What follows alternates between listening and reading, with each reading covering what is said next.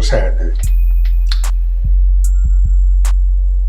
By now, I'm sure everybody who's paying attention knows about that situation down in Texas with the group of Haitians down under the bridge. I mean, they've cleared them all out now, but y'all saw the bull whips and y'all saw the horses and y'all saw all the bad imagery and all of that. Everybody's seen it. And by now, most people have commented on it. I've been waiting because I wanted to see different reactions. I wanted to see reaction from the Caribbean community. Because I can tell you, I've been involved in with the Caribbean community to a degree since about 1980. And the African community, the African immigrant community, I've been involved in one way or another with them since about 2006 or 7 when I was in Syracuse. Neither one of those communities gives a shit about black Americans. I mean, they like me as an individual because of what I was doing, the work I was putting in. They thought I was like an exception to this rule that they got in their head about black Americans. That we are ignorant, we got baby mama drama and all of this old bullshit. And when you think about it, in their personal lives, the Jamaicans and the Africans, they be going through the same shit we do.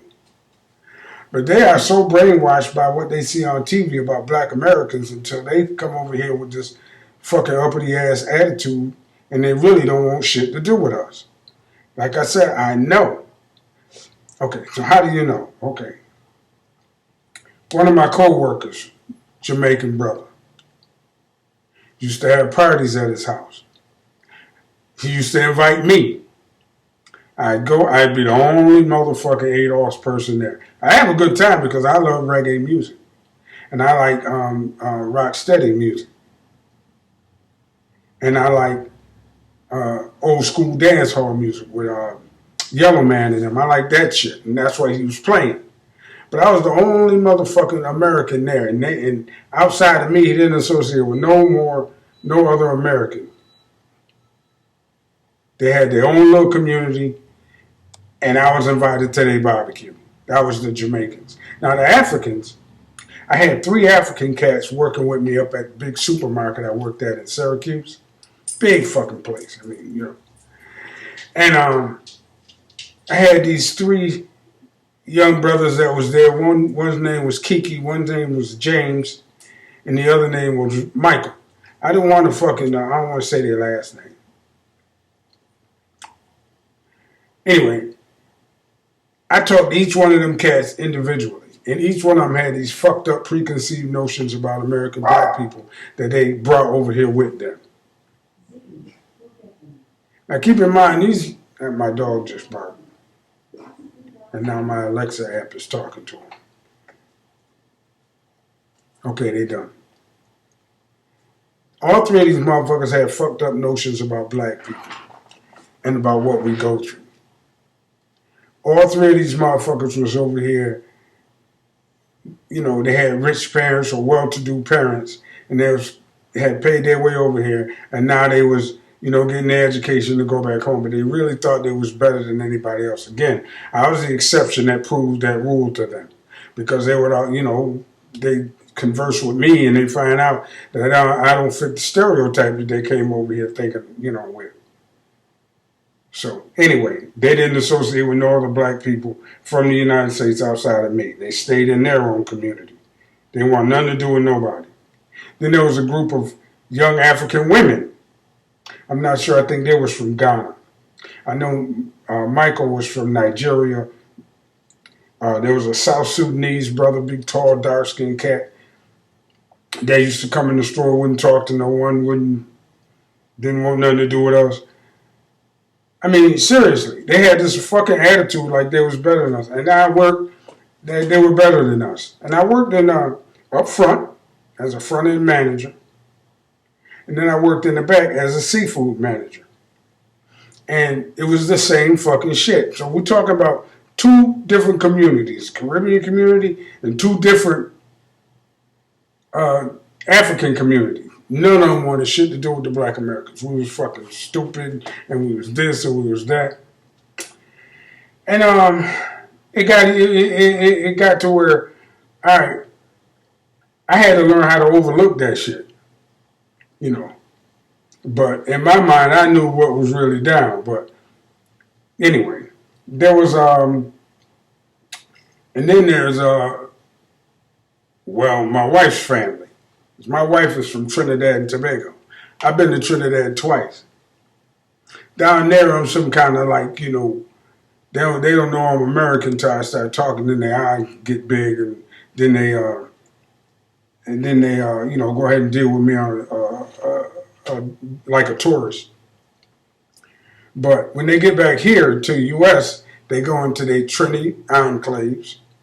My wife got 11 brothers and sisters, and she's the only one who ever fucked with an American.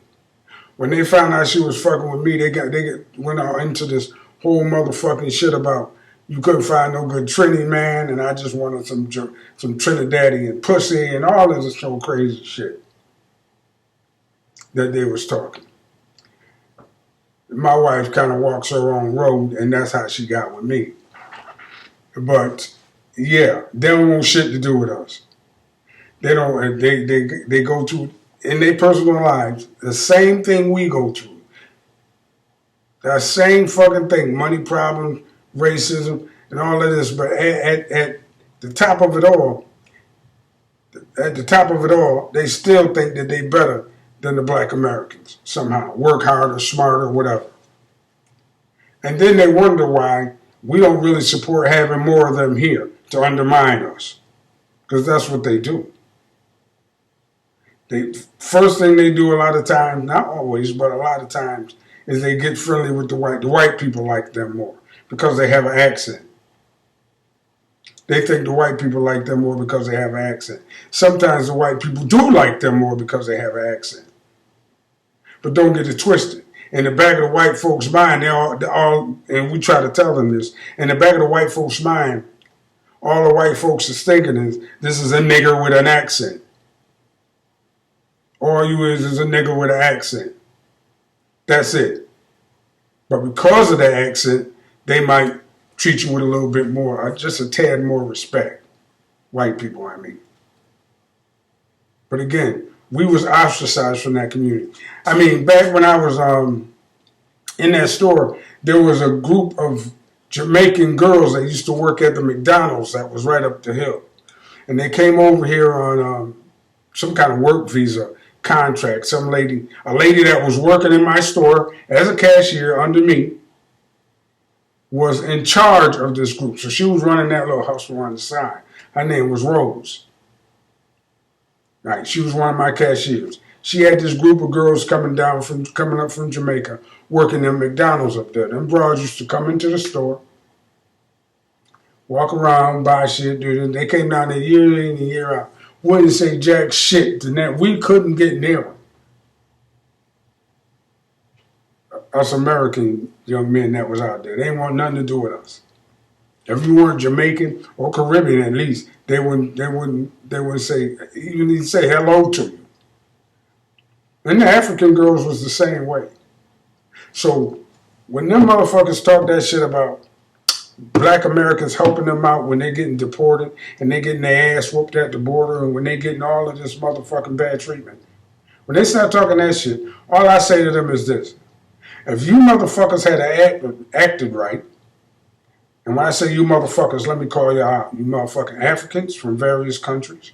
You motherfucking Caribbeans from various countries. You motherfucking from whatever other part of the world you come from, and you got black skin, but you look down on black Americans. Y'all got to carry your own motherfucking weight. If y'all had to treat us with any modicum of respect, y'all would have the backing of 33 million or 40 million black people.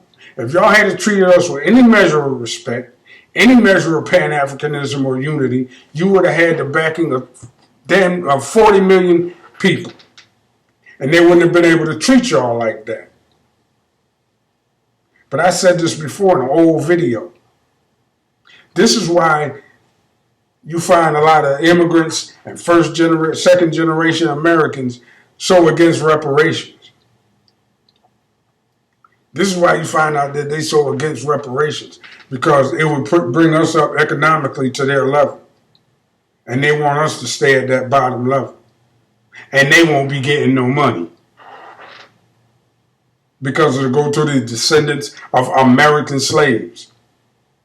This is why you find them so dead set against reparations. And instead of staying in their home country and fighting for reparations from the country that's enslaved them and colonized them, they want to come here and undermine us.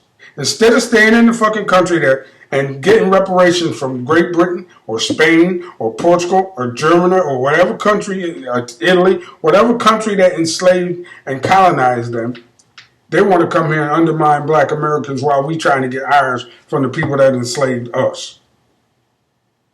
Now that's the shit that I'm talking about. That's why motherfucking immigrants, black immigrants from wherever the hell you come from, once you get here, if you ain't ready we're going to treat you the same way you treat us. And the media and everybody is all up in arms about it because black people because ADOS, FBA, whatever fucking term you want to use, American foundationals, I like that term, foundationals, or ADOS, I like that term too, have decided to distinguish ourselves from all these other black groups. Well, I say to them, hey, good luck. Good luck. Let me tell you something else before I go. I've always been a fan of not running from my home, but in making my stand right there and making what I got better. If I was like in Haiti and motherfuckers was leaving, I'd be trying to buy up their land and shit. If I was in some country in Africa where everybody running from, I'd be trying to take advantage of that shit. Because you can always improve what you got. But if you go somewhere different, then you got to start at the fucking bottom. And the door is closed on niggas all over the world. It always has been. The door is closed on niggas all over the world. It always has been. I remember when a bunch of Haitians tried to come here back in what was it, the 80s, early 80s or some shit. They used to call them Haitian boat people. And they used to turn them around and send them the fuck back. Yep. But they let all the goddamn Cubans, when Castro emptied out his motherfucking jails, they let all the Cubans in. The door is closed on niggas all over the world. And if the niggas that made it through had acted right when they got here instead of sucking up to the crackers, they'd have 35 or 40 million black people backing them up. And whatever we could do, we'd be a solid voting bloc. And we could do whatever the fuck we wanted to do. But they can't see that. So here we are.